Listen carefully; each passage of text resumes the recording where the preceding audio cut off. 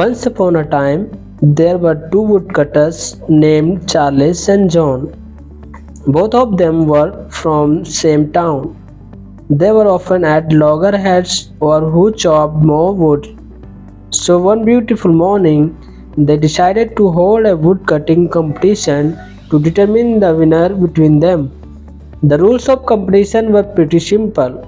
Whoever produced the most wood in a day wins. They moved towards woodland nearby. Both of them took up their positions in the jungle and started cutting away trees in their fastest possible speed. Chop, chop, chop. The sound of axes hitting wood echoed throughout the forest, and both contestants matched the opponent stroke for stroke. This lasted for an hour, and all of a sudden Charles stopped. When John noticed that there was no chopping sound from Charles' side, he thought Charles must be tired already, and he continued to chop down his trees with double motivation and pace. A quarter of an hour passed, and John heard his opponent chopping again. After this, both Charles and John carried on synchronously. John was starting to feel exhausted, and the chopping from Charles stopped once again. Feeling motivated and sensing victory close by, John continued on with a huge smile on his face. But after 15 minutes, John could hear the chopping sound again from Charles' end. John brought his all energy together and kept cutting the trees to go ahead with the competition. This went on the whole day. Every hour, Charles would stop chopping the wood for 15 minutes while John kept going persistently. So, in the evening, when the competition ended, John was totally confident that he would take the trump.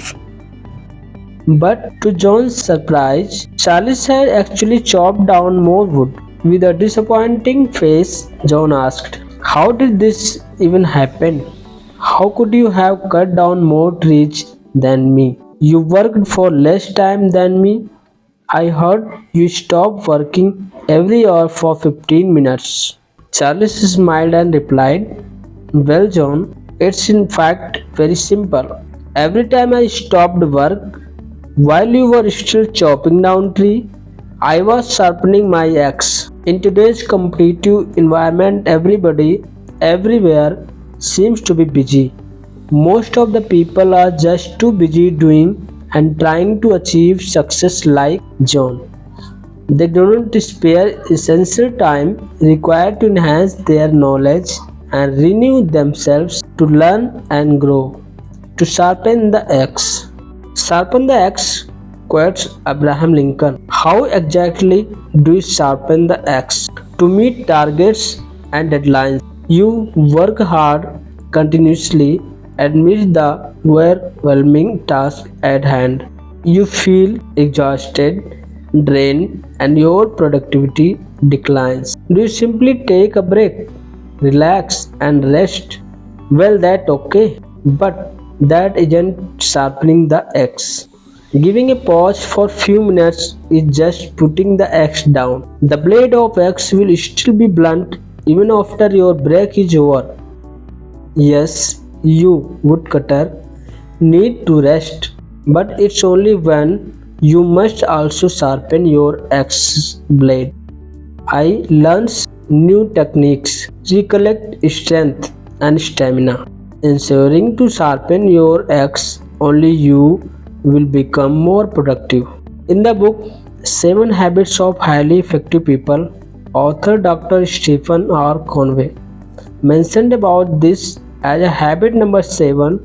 He defined sharpen your saw or axe to be increasing your personal productivity by having a balanced strategy to renew yourself in the 4 aspects of life: physical, social, mental, and spiritual. 1. Physical: eating well, sleeping well, and exercising well. 2. Social, emotional: Having a good social life, building meaningful connections with others. 3. Mental. Learning something new, reading books or your mentors, and writing. 4. Spiritual.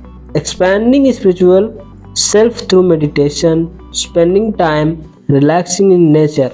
Remember that every day is a brand new opportunity to recharge, renew, and refine yourself. Devote some moments into sharpening your axe instead of chopping away doggedly. Start working smarter instead of longer. Thank you so much.